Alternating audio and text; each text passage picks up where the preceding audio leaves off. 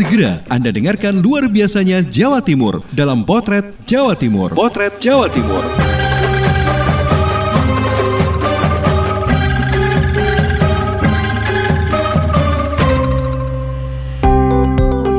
Halo sahabat, Jawa Timur memang luar biasa. Mulai dari tempat wisata, kuliner, event budaya, UMKM, dan masih banyak lagi yang luar biasa dari Jawa Timur.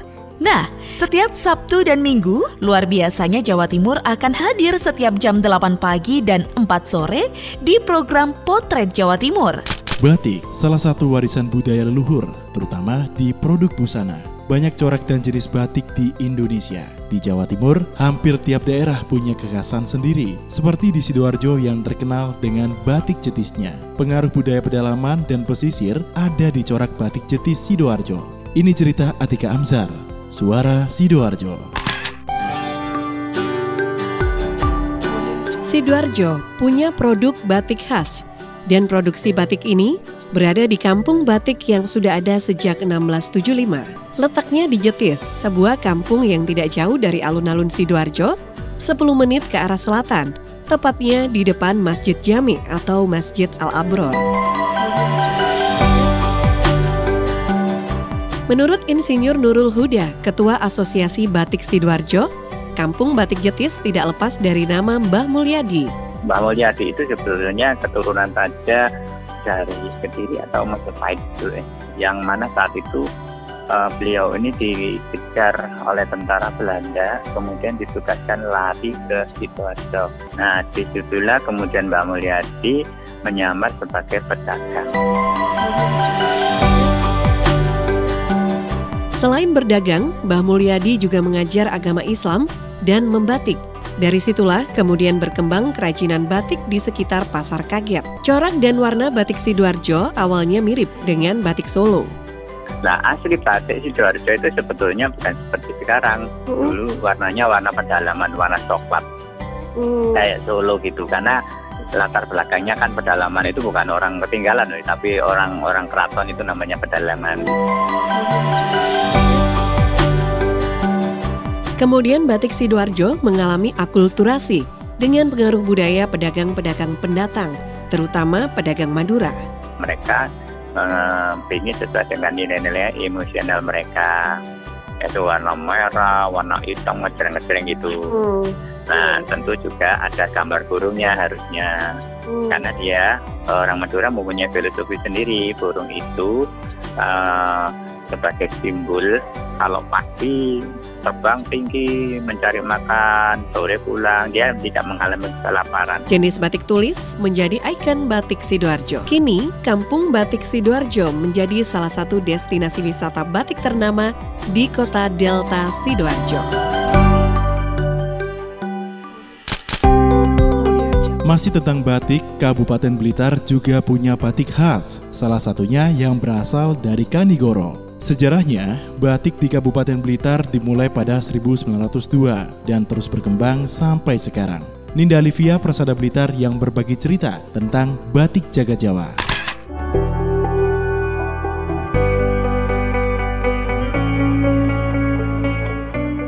Berasal dari bahasa Jawa amba yang berarti menulis dan niti yang berarti membuat titik. Inilah warisan budaya Indonesia, batik.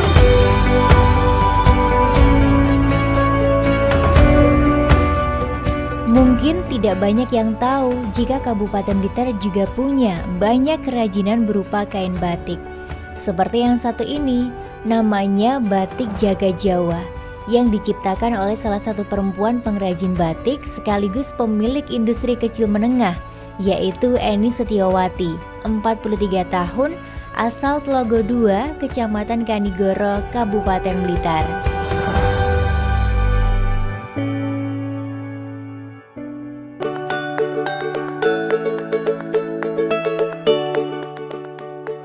Batik Blitar yang sejarahnya dimulai pada tahun 1902, dari masa ke masa terus berkembang dengan beragam kreativitas dan inovasi para masyarakat di zamannya.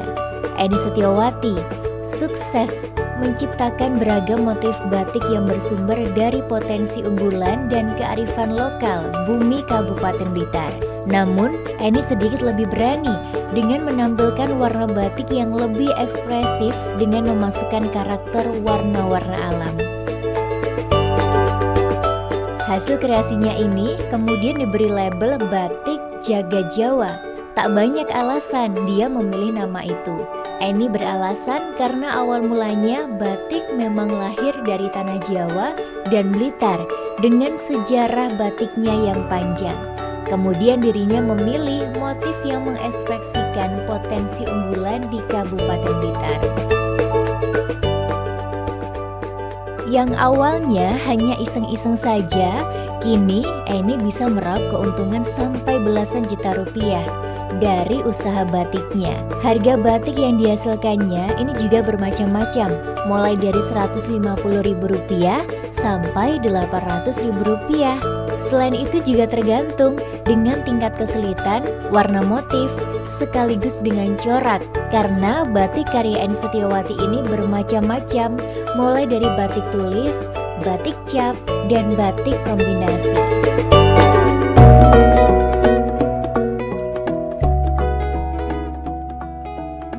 Kendati di luar sana sudah banyak sekali pembatik yang lebih muda dan lebih modern, namun Eni menyatakan berkomitmen akan terus berkreasi untuk mengembangkan rumah batik yang telah digelutinya selama 4 tahun terakhir.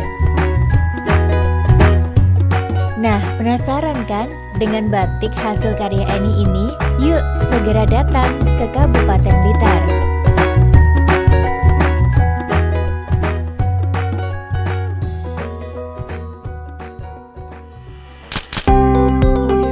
Selanjutnya kita ke Kota Blitar.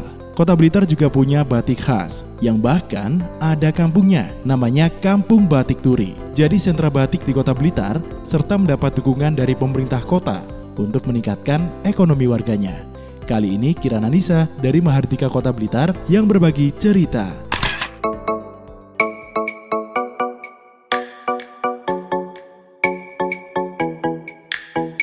Berbicara tentang batik pasti erat hubungannya dengan budaya dan seni suatu daerah, termasuk Kota Blitar yang memiliki kampung wisata batik Kembang Turi yang berlokasi di Kelurahan Turi, Kecamatan Sukorejo, Kota Blitar. Sesuai namanya, batik Kembang Turi ini memiliki motif bunga turi dipadukan dengan ikan koi. Motif Kembang Turi diambil dari nama kelurahan, sementara motif ikan koi menggambarkan Kota Blitar sebagai penghasil ikan koi. Sebelum menjadi sentra batik khas Kota Blitar, di Kelurahan Turi sudah ada yang memproduksi batik, namun hanya beberapa orang saja. Karena dinilai memiliki potensi besar untuk dikembangkan, pemerintah kota terus mendorong aparat kelurahan untuk mendampingi warga setempat memaksimalkan pengembangan batik turi. Produksi batik diyakini bisa memberdayakan dan meningkatkan ekonomi warga. Setelah melalui berbagai persiapan yang terbilang singkat, batik turi pun di-launching Oktober 2018.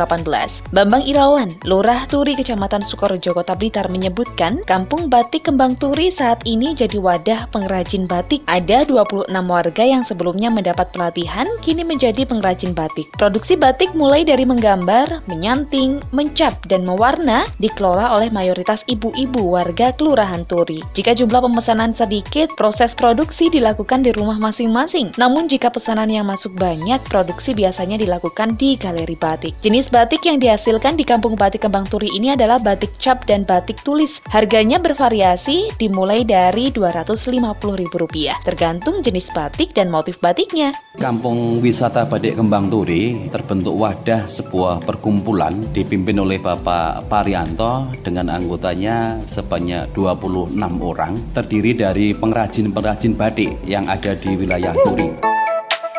Tidak hanya berbelanja langsung, saat Anda mengunjungi Kampung Wisata Batik Turi, Anda juga bisa melihat proses pembuatan batik, bahkan bisa ikut membuat batik. Banyak workshop batik di kampung ini yang memberi kesempatan pengunjung untuk belajar batik, mulai dari proses mencanting, pewarnaan, hingga menjadi kain batik indah dan memiliki nilai ekonomis.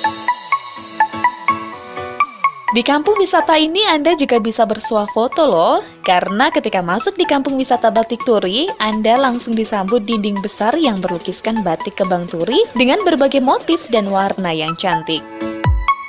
Itu dia sahabat, salah satu kampung wisata yang ada di Kota Blitar. Segera agendakan untuk datang ke kampung wisata Batik Turi dan rasakan keseruan mengikuti proses pembuatan batik khas Kota Blitar. Saya Kirana Nisa, Mahardika FM untuk Potret Jawa Timur.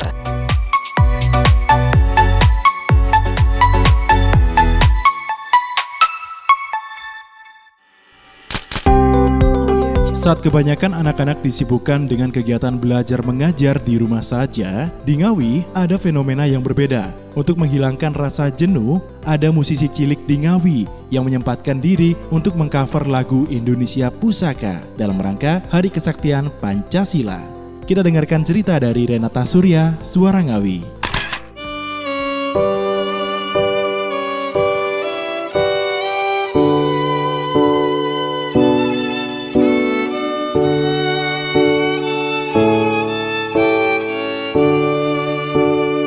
Sahabat, tanggal 1 Oktober kita, bangsa Indonesia, memperingati Hari Kesaktian Pancasila.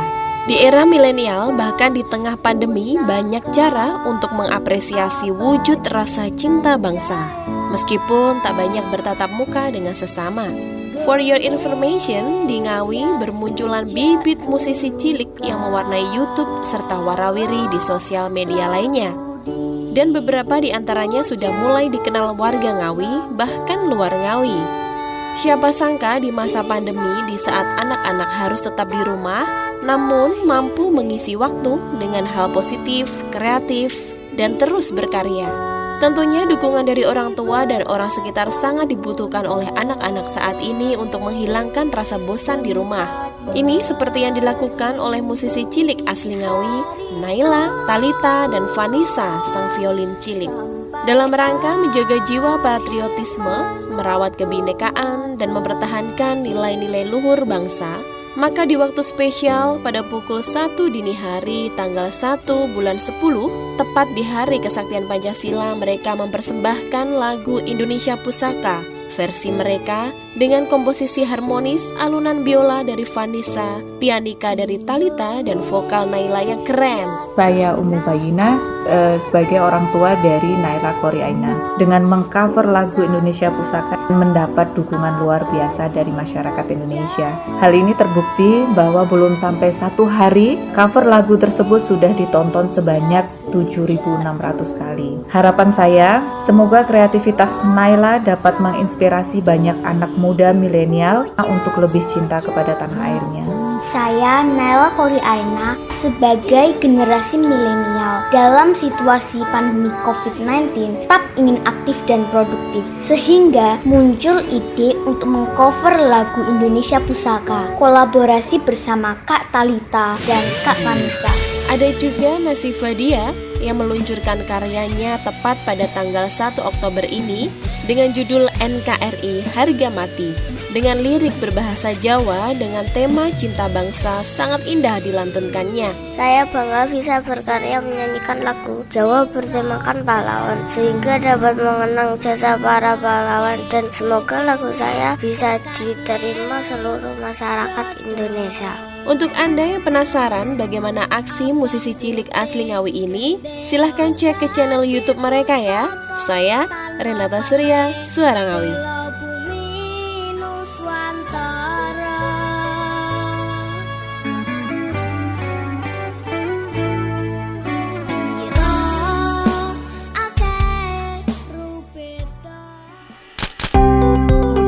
Dinas Pariwisata Pemuda, Olahraga dan Kebudayaan Kabupaten Nganjuk kembali temukan fosil di kawasan Pegunungan Kendeng. Konon katanya, wilayah ini pernah diterjang laut pada zaman purba. Hal ini diperkuat dengan penemuan karang laut purba. Penasaran kan? Langsung saja kita dengarkan Agustin Merdekawati dari Ersal Nganjuk. Misteri kawasan Pegunungan Kendeng di wilayah Hutan Tritik, Kecamatan Rejoso yang pernah diterjang laut masih belum terkuak. Sedangkan Dinas Pariwisata Pemuda, Olahraga dan Kebudayaan Kabupaten Nganjuk kerap menemukan benda-benda laut diduga dari masa purba di tempat tersebut. Usianya diperkirakan sudah ratusan ribu tahun. Dan tim kepurbakalaan di Swapurabut melakukan verifikasi lapangan. Hal tersebut terkait temuan fosil di kawasan Hutan Tritik. Menurut Kepala di Swapurabut Nganjuk Fajar Yudono, melalui kasih sejarah seni tradisi, museum dan kepurbakalaan, Amin Amin Fuadi, ada temuan 6 keping kerang laut termasuk langka. Namanya fosil Placum epipium, termasuk kelas Bivalvia. Fosil kerang laut yang cangkrangnya pipih berwarna putih, menurut Amin memang jarang ditemukan. Di Nganjuk, fosil kerang tersebut baru ditemukan. Selain kerang laut, ada pula temuan karang laut. Fosil berwarna oranye, terbentuk dari susunan kerang kecil yang menyatu dengan pasir. Jumlah yang ditemukan ada 2 buah. Dengan adanya temuan fosil laut tersebut, Amin mengatakan ada indikasi dataran Pulau Jawa di bagian timur yang dulunya pernah diterjang tsunami atau dimungkinkan terendam laut. Hal tersebut menjadi alasan kuat bahwa dahulu Pulau Jawa bagian timur khususnya di Nganjuk pernah terendam laut. Jika diurutkan, Amin menyebut dataran yang muncul paling awal adalah Jawa Barat, kemudian diikuti Jawa Tengah, dan terakhir Jawa Timur. Sehingga temuan fosil purba di Jawa Timur usianya lebih muda dibandingkan dengan Jawa Barat dan Jawa Tengah. Dari Agustin Margawati, Suara Anjuk Ladang Nganjuk. Banyak kampung wisata di kota Probolinggo. Nah, yang satu ini cocok untuk Anda penyuka ikan hias. Kampung wisata koi namanya. Kabarnya dulu diawali dari sebuah hobi dan saat ini menjadi penghasil rejeki. Apalagi ikan koi banyak diburu masyarakat. Lina Pradipta, Suara Kota Probolinggo.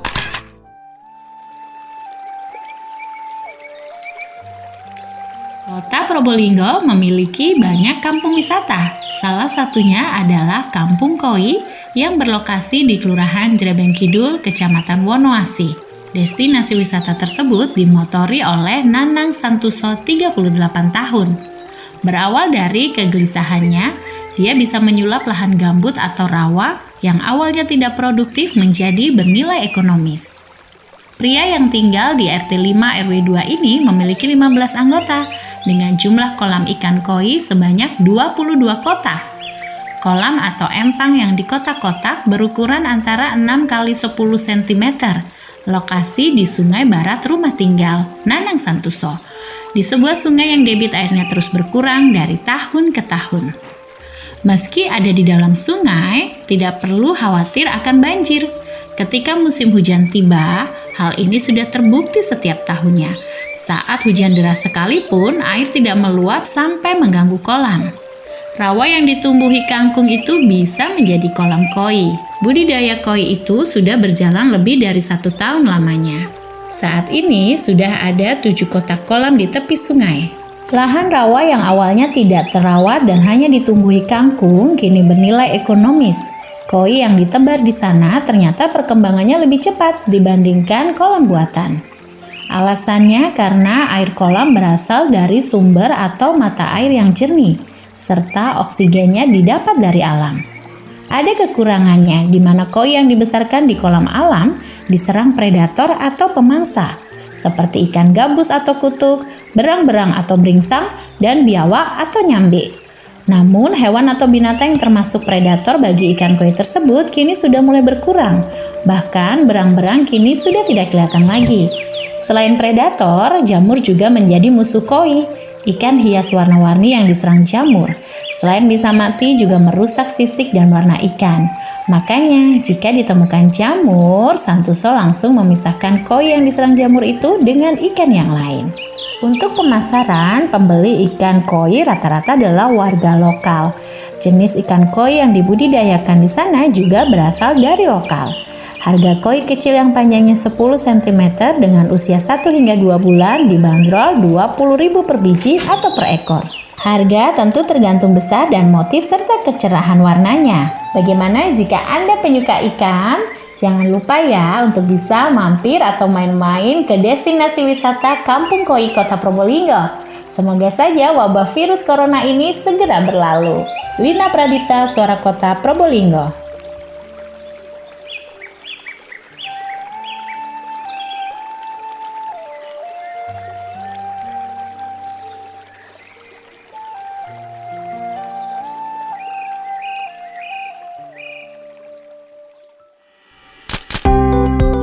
Pasti banyak yang kenal nama buah manicu. Ya, di Lumajang buah ini lebih dikenal dengan sebutan buah kenitu. Sebagai wilayah penghasil buah kenitu terbanyak, Lumajang juga punya festival untuk memperkenalkan buah yang terkenal dengan rasa manisnya ini. Ajeng Prawestri, Suara Lumajang yang berbagi cerita.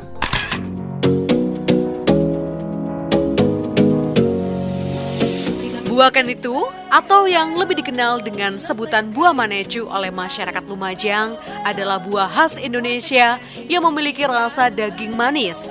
Beberapa wilayah di Kabupaten Lumajang merupakan penghasil manecu dengan kualitas yang luar biasa, di antaranya Kecamatan Kelaka, Ranuyoso, Randuagung, dan Kedung Jajang.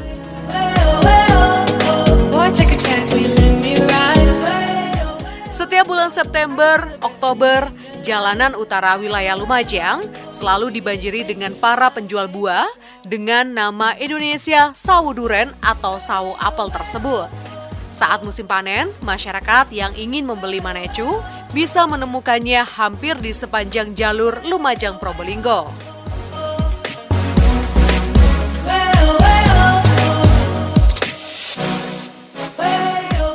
Indah Amperawati, Wakil Bupati Lumajang yang sengaja datang ke Kecamatan Kelaka untuk membeli buah manecu mengatakan, meskipun buah manecu bukan merupakan buah khas Lumajang, namun dirinya yakin salah satu daerah penghasil buah manecu adalah Kabupaten Lumajang.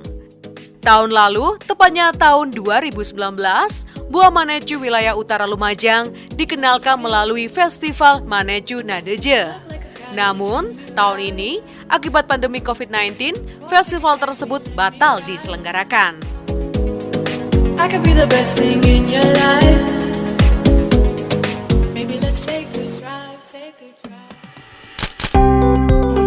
Dan masih banyak luar biasanya Jawa Timur belum terekam dalam Potret Jawa Timur kali ini. Nantikan episode berikutnya setiap Sabtu dan Minggu jam 8 pagi dan 4 sore. Anda sudah menyimak Potret Jawa Timur disiarkan serentak di Suara Sidoarjo, Persada Kabupaten Blitar, Mahardika Kota Blitar, Pradia Suara Tuban, Ralita Pamekasan, Ersal Nganjuk, Suara Madiun, Suara Gresik, Suara Kota Probolinggo, Suara Lumajang, Suara Ngawi, Suara Sampang, Suara Pacitan, Suara Pasuruan, Blambangan Banyuwangi, Magetan Indah, Wika Mojokerto, Malawapati Bojonegoro, dan RGR Tulungagung.